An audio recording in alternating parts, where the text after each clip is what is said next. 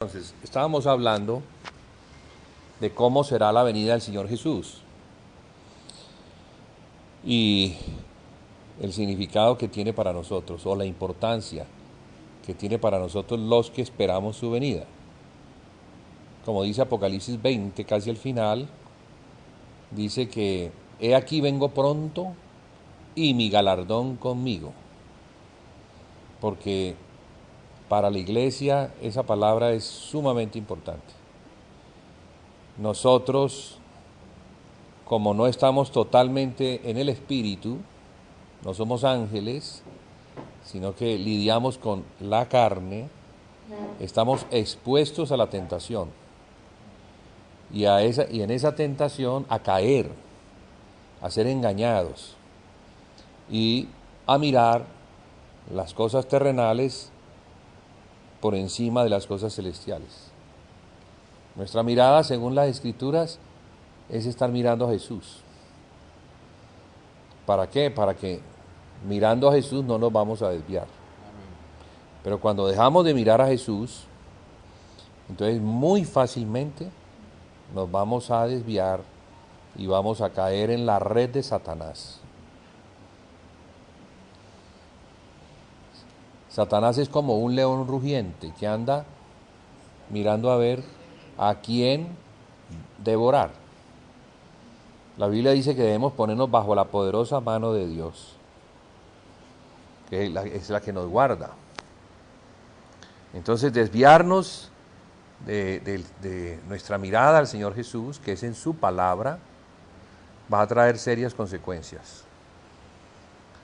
Hemos visto ese aspecto y lo hemos resaltado mucho en la epístola a los Hebreos, donde en el capítulo 5, en los últimos versos, se exhorta a los creyentes para que sobreedifiquen sobre el fundamento. En otras palabras, para que maduremos, a fin de que no nos deslicemos, porque lo que estaba pasando con los hebreos es que se estaban deslizando. Deslizarse significa desviarse, caer del fundamento, y esa palabra es apostasía.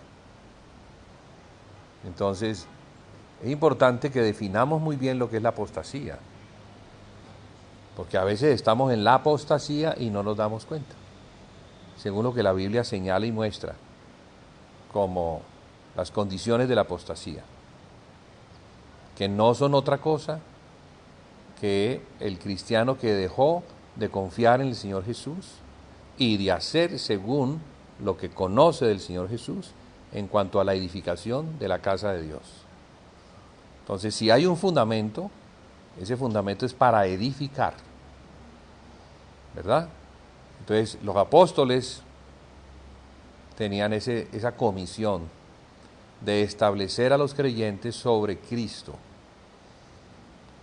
ponerles un fundamento para que después los creyentes sobreedificaran sobre el fundamento.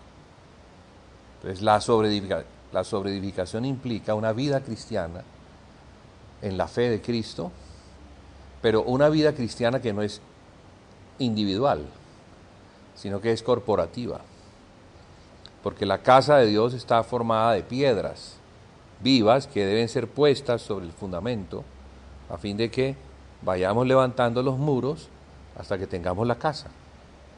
Entonces, eso implica tener una comunión no solamente con el Padre, que la tiene con el Hijo, por medio del Espíritu, quien nos da el Espíritu de la comunión, para que nosotros que tenemos el Espíritu tengamos comunión unos con otros. Y en esa comunión de unos con otros edifiquemos la casa de Dios.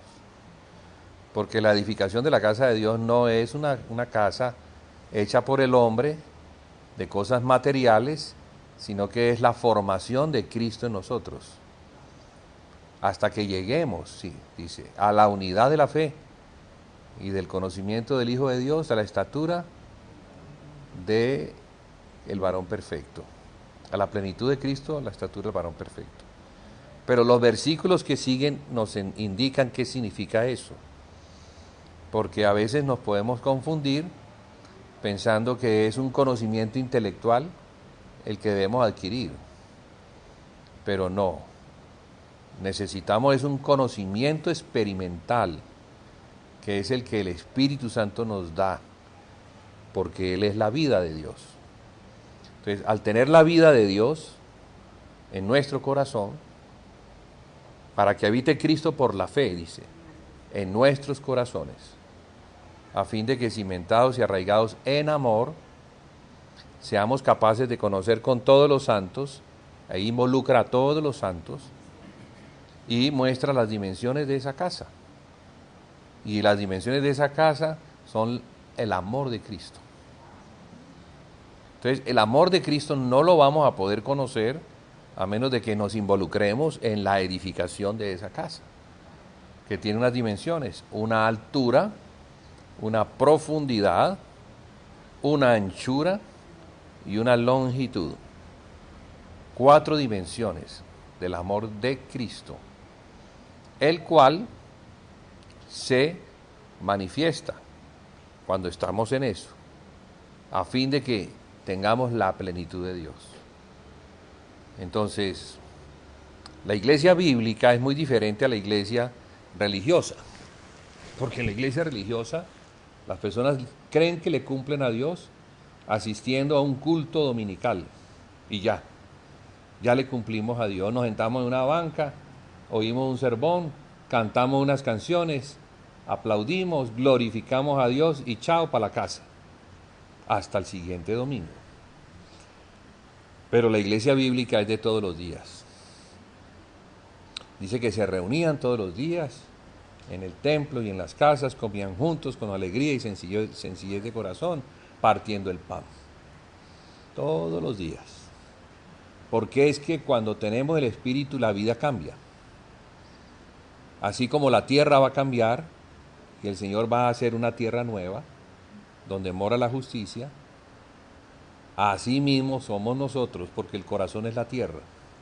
Entonces la tierra de nuestro corazón, o nuestro corazón que es equivalente a la tierra, tiene que cambiar. No podemos ser las mismas personas. Tenemos que abrirnos para que el Espíritu que quiere entrar, entre. Porque si no nos abrimos, Él no va a violarnos, ni va a abrir la puerta a patadas. No se trata de eso. Se trata de ser persuadidos por el amor de Dios. Digo todo esto porque de este entendimiento depende nuestra madurez espiritual. Y nuestra madurez espiritual es la que vamos a tener el día de la resurrección. Porque después de que nos morimos, no vamos a tener más madurez.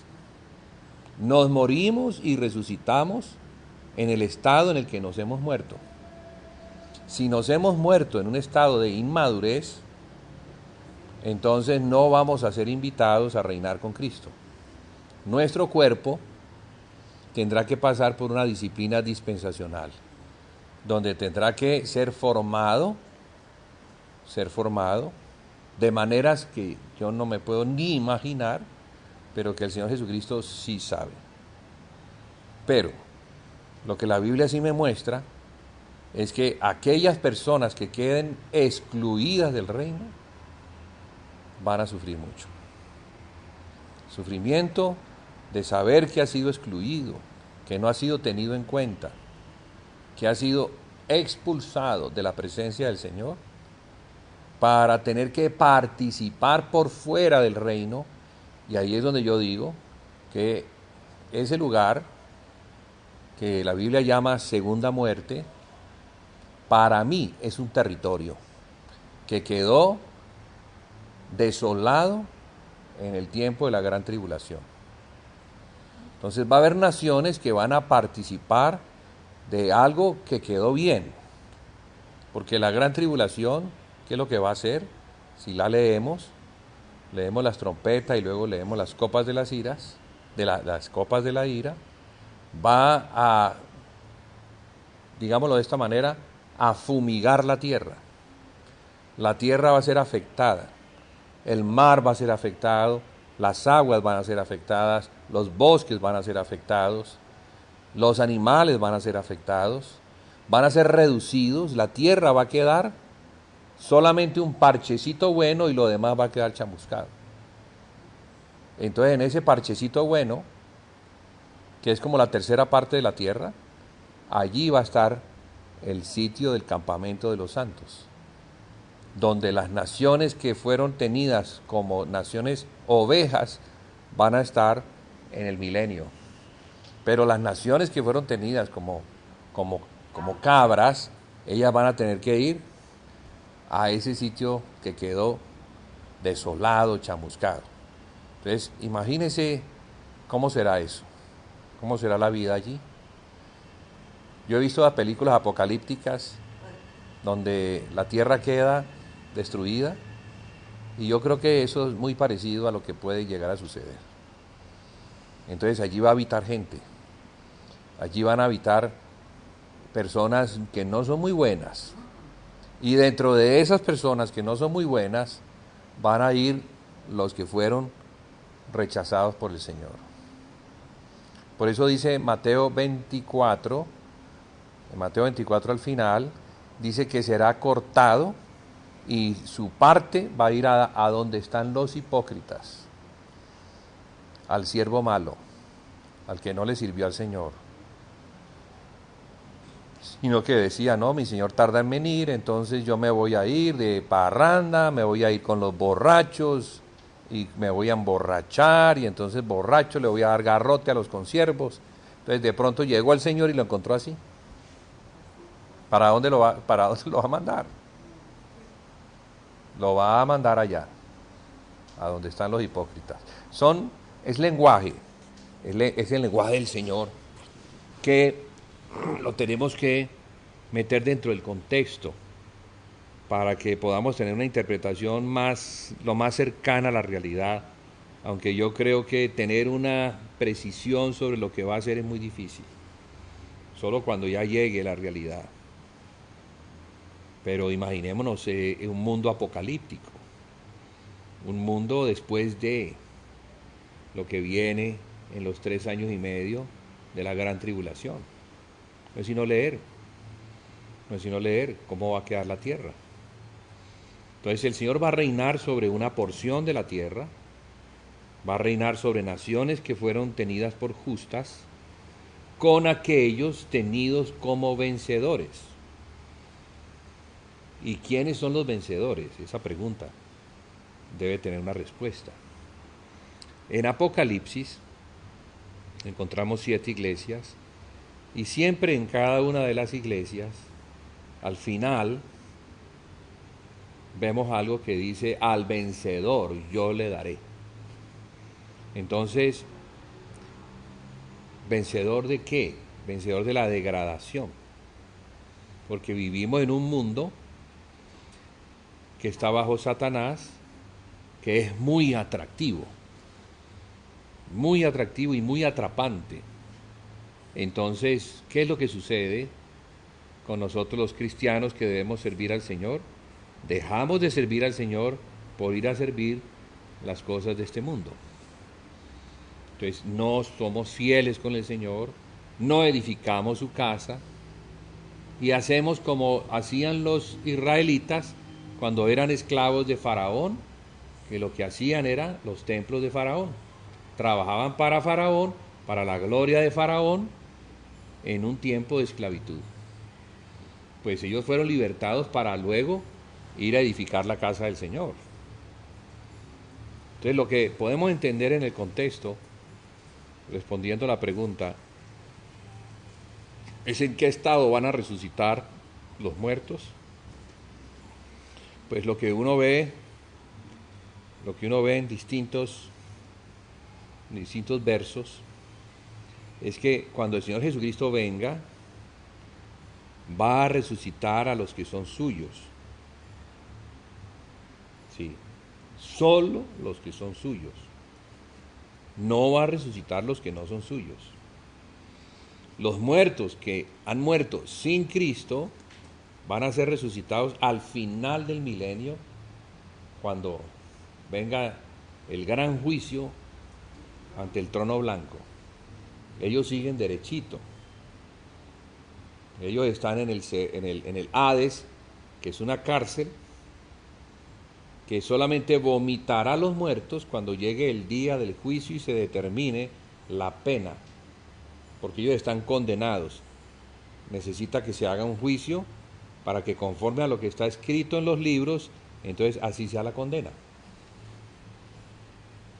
Regreso. Entonces, los muertos en Cristo resucitarán primero, dice 1 Corintios 15. Primero. Y Tesalonicenses, dice que cuando el Señor Jesucristo venga, los muertos en Cristo resucitarán primero, y los que se encuentren vivos, porque va a haber gente viva, va a haber cristianos vivos que no han muerto en el tiempo de la gran tribulación. Dice que serán transformados en un abrir y cerrar de ojos, para que juntamente con los que han resucitado reciban al Señor Jesucristo en el aire. Entonces esa acción de tomar a los que han resucitado junto con los que han sido transformados es la palabra rapto o arrebatamiento, que algunos, digo yo, equivocadamente, enseñan que se van a ir antes de la gran tribulación.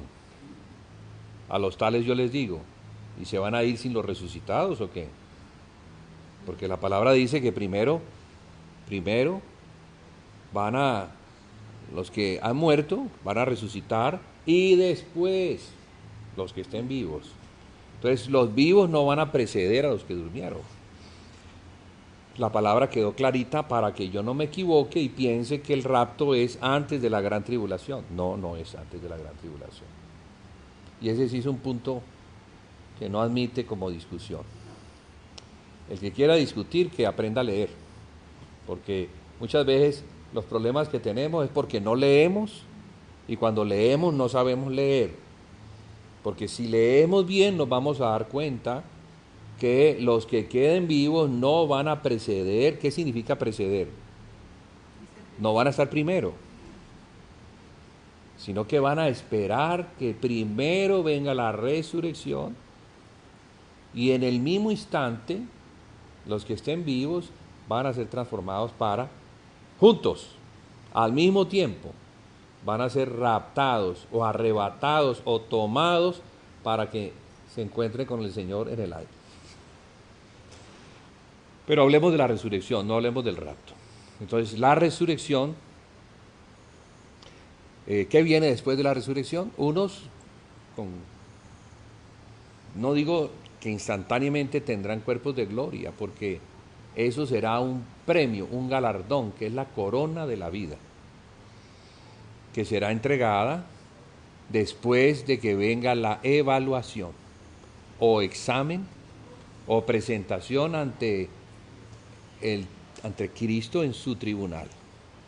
Aquí la palabra tribunal es una palabra que hace mención como a la reunión de un padre con sus hijos, cuando los quiere evaluar y les quiere pedir que le rindan cuentas.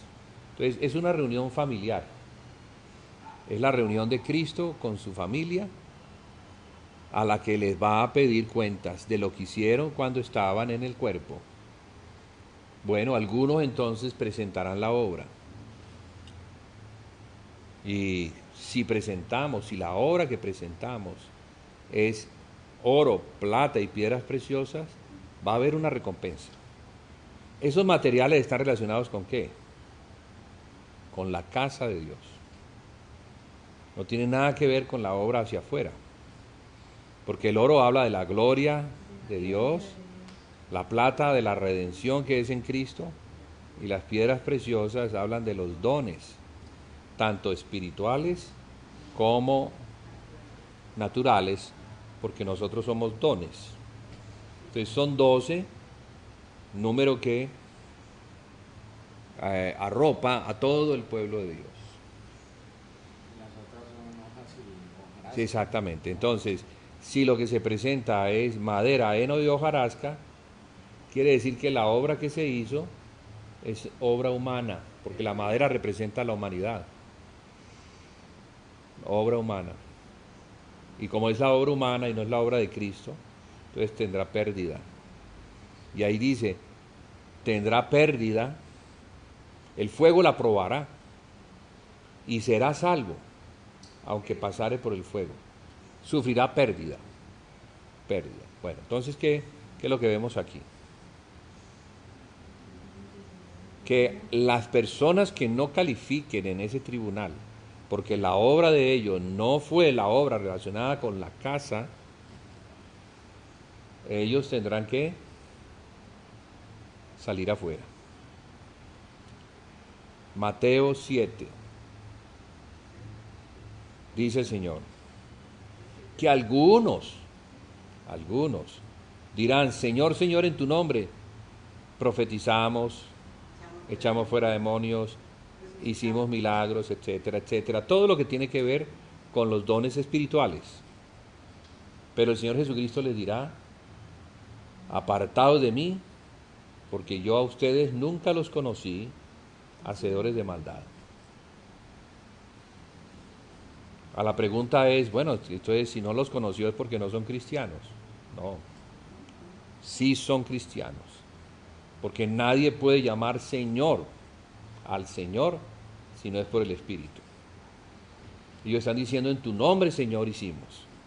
Entonces ellos son cristianos, pero el problema de ellos es que el alma de ellos nunca fue del Señor, porque nunca se negó. Si nosotros no nos negamos a nosotros mismos y tomamos la cruz cada día, que era de lo que hablábamos al principio, entonces el alma no es de Cristo. El alma sigue siendo nuestra. Y si no es de Cristo, entonces Cristo, ¿qué va a decir? Yo no te conozco. ¿Cómo saberlo? Apocalipsis capítulo 3, la iglesia de la Odisea, donde el Señor está a la puerta y llama, toc, toc, toc. La palabra allí es dando aldabonazos. El aldabón era lo que se usaba en las casas grandes para golpear y ese golpe se oyera hasta una distancia bien lejana.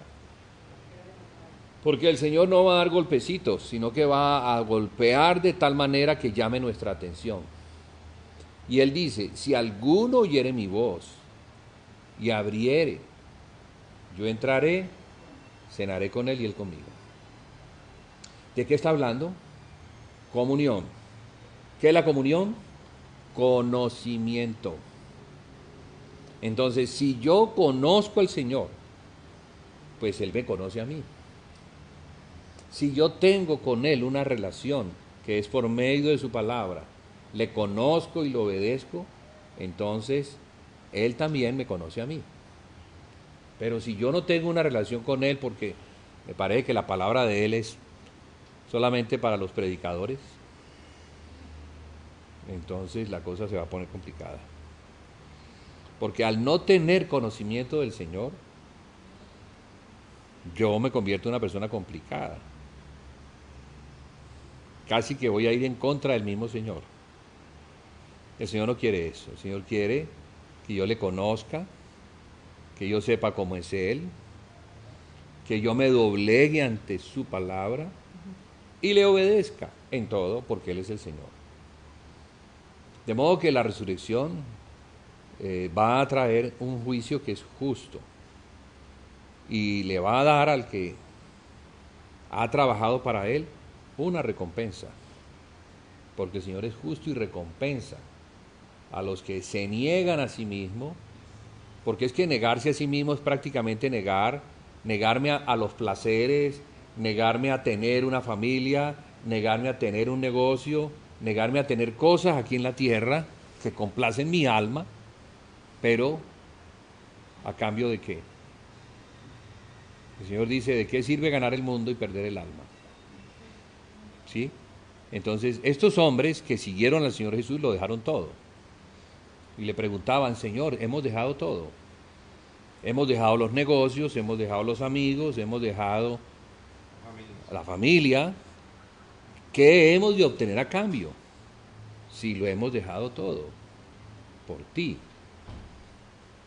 No creo que Pedro se llevara a su esposa, a su suegra y la familia de su suegra a las giras misioneras con el Señor Jesús. No, tenía que dejar para poder seguir al Señor Jesús.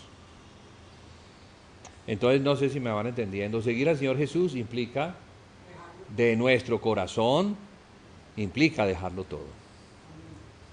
Porque si no, entonces no le vamos a conocer, no vamos a ver lo más grande que tiene que ver con el propósito que Dios tiene para cada hombre. El propósito que Dios tiene para cada hombre es salvarlo completamente y convertirlo en un salvador. Claro, el salvador es Él. Pero si los apóstoles no le hubieran seguido, los apóstoles no hubieran entregado sus vidas por la causa. Los apóstoles no se hubieran sacrificado para llevar el evangelio a todas las naciones. Pero por la obediencia de ellos y por el menosprecio de ellos a sus vidas, el evangelio fue conocido y los hombres fueron salvos. ¿Será que van a recibir recompensa? Sí, por supuesto. Por supuesto que sí. Entonces, de esas recompensas es que el Señor habla y de esa clase de vida a la cual Él le llama vencedor. Porque ¿quién es el vencedor? El que vence primero sobre su propia vida. Venciendo sobre su propia vida, vence sobre Satanás, que quiere ser el Señor de nuestra vida. Y venciendo sobre Satanás, se vence sobre el mundo que está bajo Satanás. Entonces, aquel que se niega y toma su cruz, no tiene ningún enemigo que lo pueda estorbar. Tiene un amigo, que es el Señor Jesús, que es el que le va a cuidar, el que le va a proteger y el que el día de la entrega de los galardones lo va a recompensar. Entonces, ese es el reino y es la justicia del reino y es lo que viene dentro de poco para el mundo entero. ¿Y a ese le va a decir buen siervo fiel sobre poco? Ah, claro.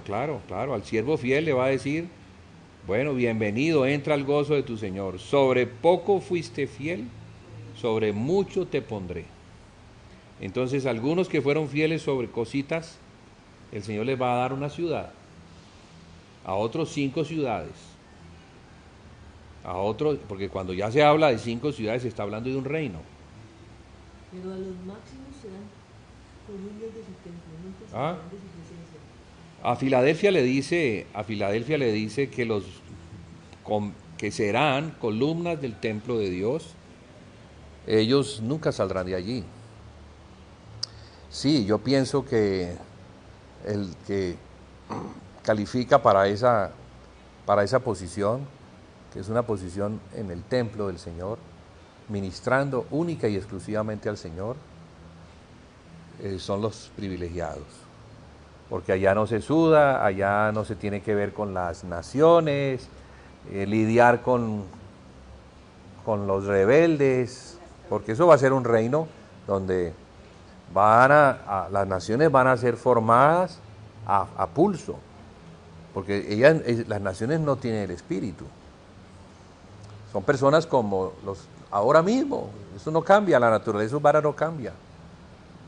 Solo que ahora el reino es el reino del Señor Jesús y va a ser un reino justo. Allá nadie va a ser injusto. Allá no va a existir el cohecho, no va a existir la corrupción que existe ahora, las posiciones en los puestos importantes donde la gente se enriquece, eso no va a existir. Va a ser la justicia de Dios siendo manifestada en el reino para establecer y mostrarle a las naciones cómo es que es un reino justo. Sin embargo, al final de eso, dice la Biblia que Satanás va a ser desatado de su prisión y se va a ir a engañar a las naciones que están en los 4 ángulos de la tierra y los va a llevar contra el campamento de los santos. O sea, va a haber al final del tiempo otra rebelión masiva, naciones rebeldes que no quisieron someterse al Señor Jesucristo en el tiempo de su reino. Y bueno, eso servirá también como, los abogados le dan un nombre a eso, que ahora se me olvida. Pero es como tener todos los elementos para poder emitir un juicio completamente justo. Porque muchos van a decir, no, es que yo hice lo que hice porque Satanás me engañó. Porque fue Satanás el que vino y me engañó. No. En ese reino no estaba Satanás, Satanás fue atado. No había engaño. Naciones se quisieron rebelar contra el Señor Jesús. No fueron instigados por Satanás. Pero cuando ya está lista la rebelión, cuando en los corazones de las naciones está el irse contra Cristo, entonces Satanás es soltado para que les enseñe a ellos. Como dice la Escritura, les da un poder engañoso para que crean el engaño, y el engaño lo que hace es que enreda a las personas rebeldes y las lleva a la perdición. Entonces eso es lo que va a suceder.